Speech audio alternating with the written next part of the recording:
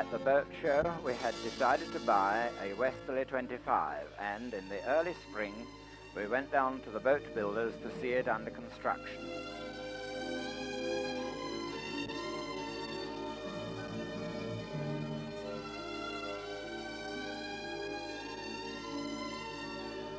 It was a sunny day, of which there were very few in the summer to follow.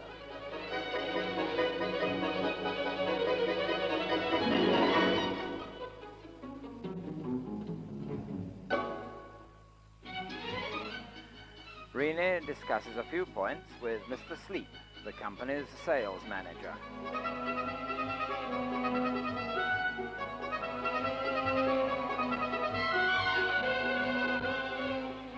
After many delays, launching day came at last, and we went down to Itchenor to take delivery. Prue and Jim Nicholson came down with Newman and Phyllis College, and Jim helped us with the launching.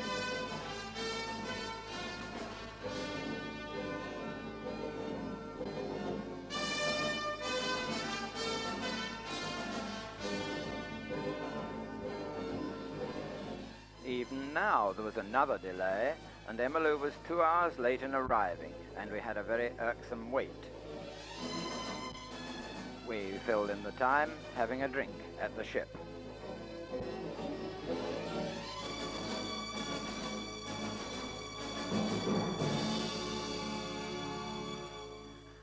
She came at last, however, and we took her off the trailer and presently put her in the water.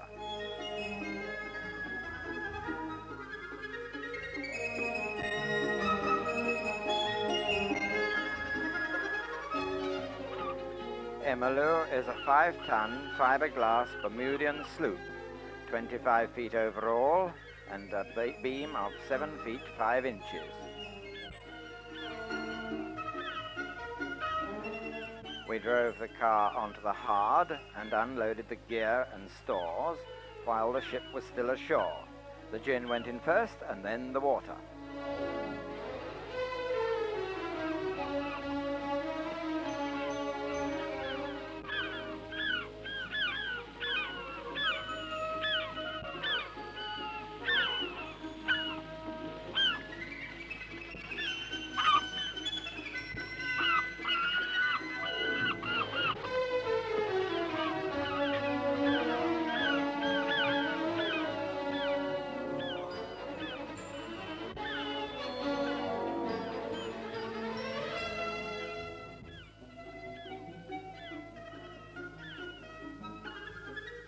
Jim prepared to launch the dinghy.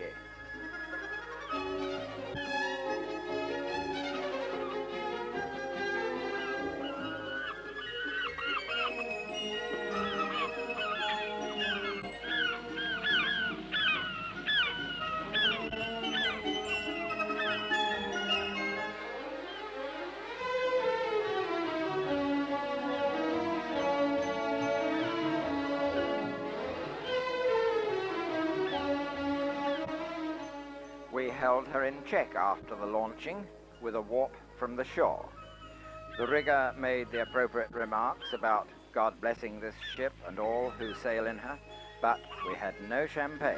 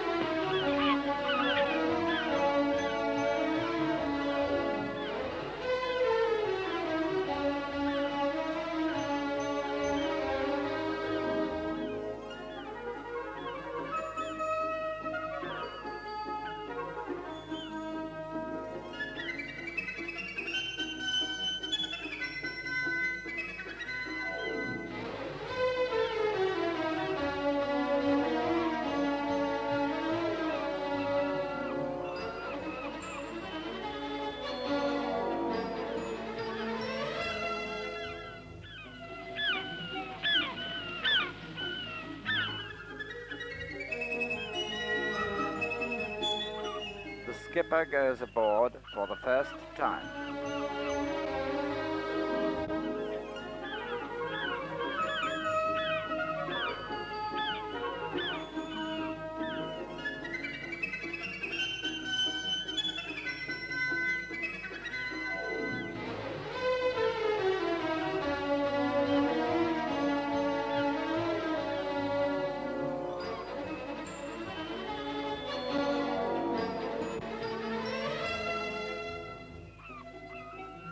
Jim took a line out to a buoy, to which we made fast, while the rigger stepped the mast.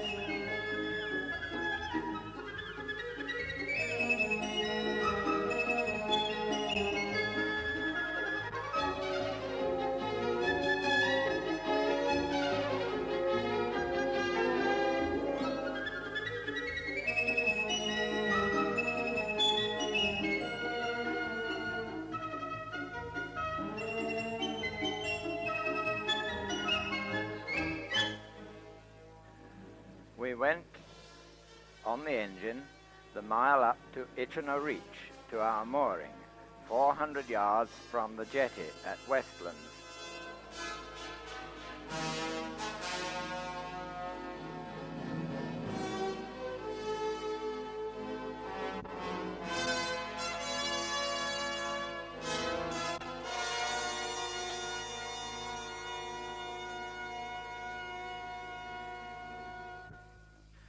Already the weather had become overcast and stormy, which was typical of what we had nearly every weekend this summer.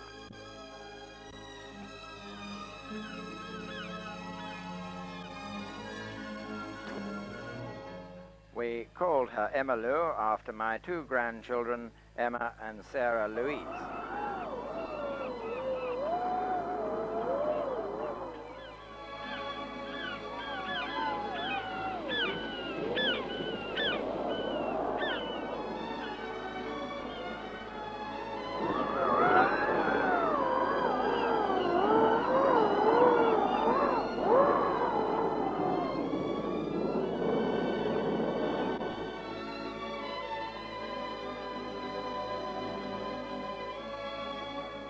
There are 4 berths and a galley, with a gas cooker and a sink under the chart table.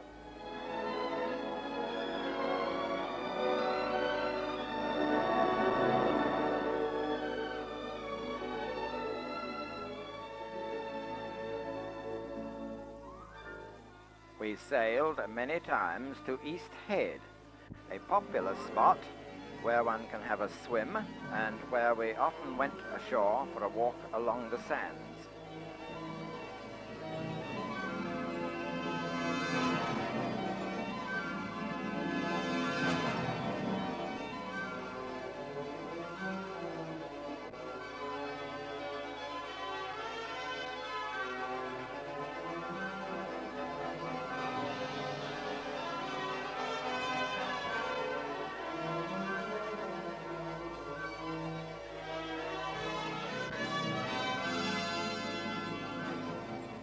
Just offshore, we anchored and had lunch.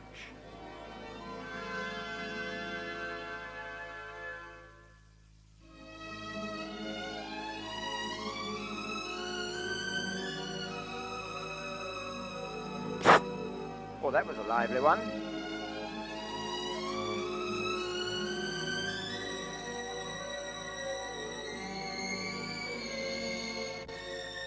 Jim practiced his knots and splicing.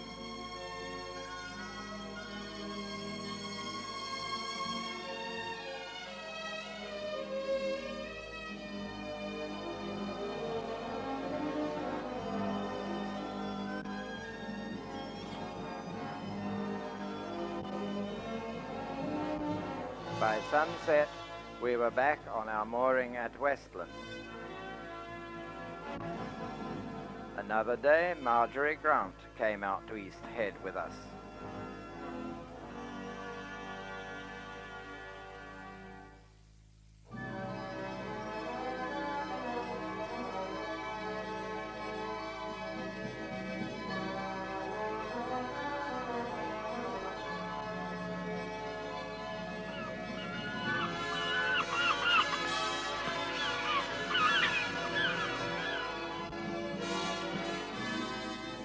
That evening there was wind in the sky, and a gale blew in the night.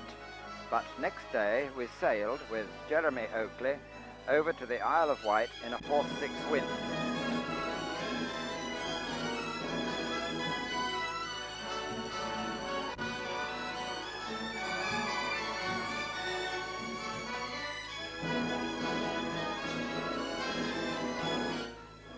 Rennie wished she had taken some Dramamine tablets.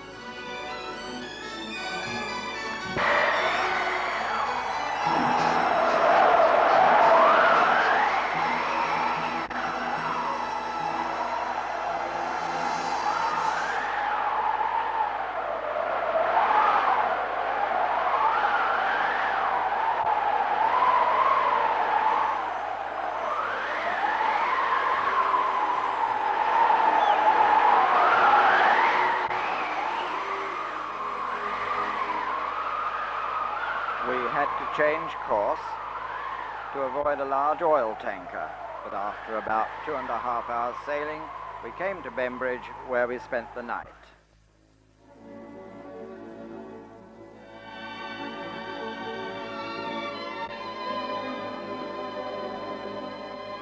Next morning was bright and sunny, but after breakfast it became overcast and we sailed back in another gale.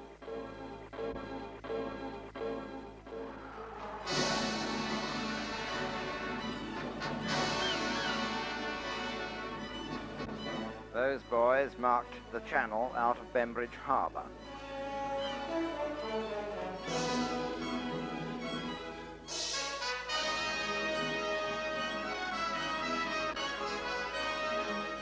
The passage back to Chichester was very wet and rough, with a gale force wind on our starboard quarter. We were back in half the time it took to go over, and Rennie was quite well this time.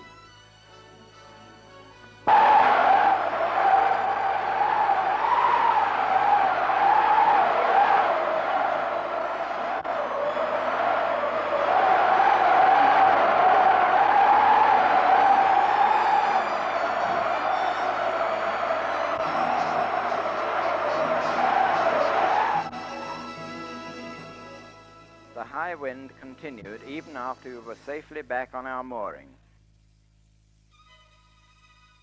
By now it was October, and we left Westland's jetty for the last time to lay Emmalou up for the winter.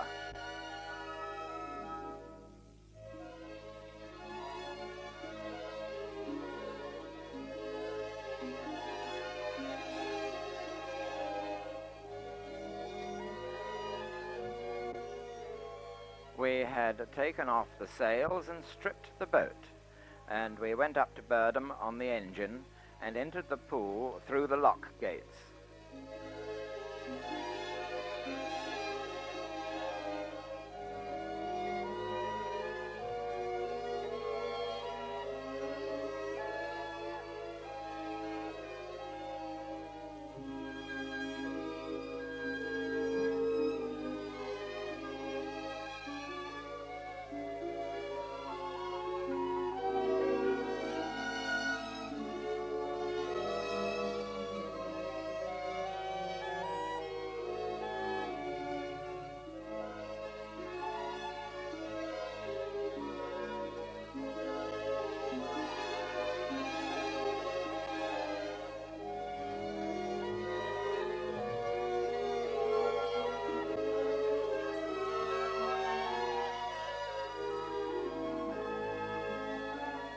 During the season, we had collected plenty of weed on the bottom.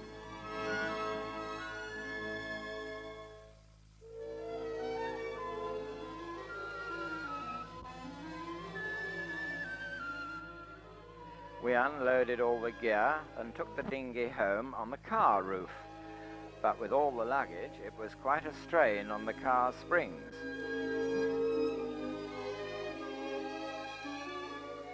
This October day was sunny and warm, better weather than we had had most weekends this summer.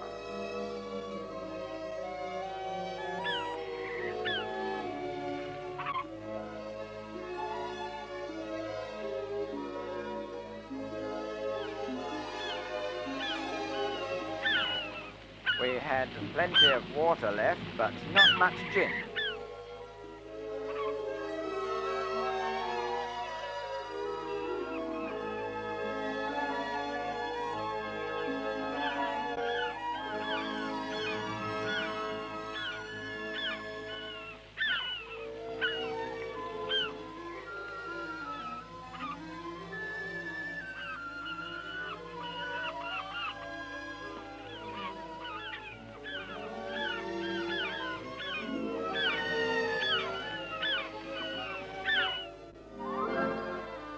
Back at home, we unloaded the gear and stowed it all in the loft, except the dinghy, which spent the winter in the garden.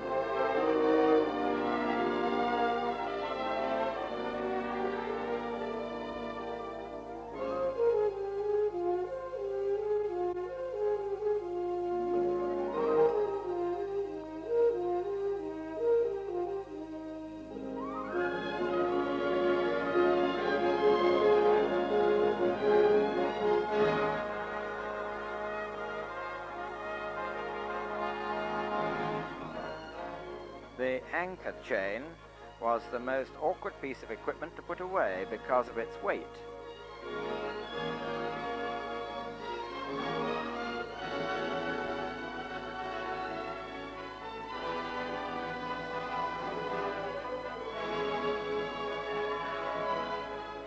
And so ended Emmalou's first year.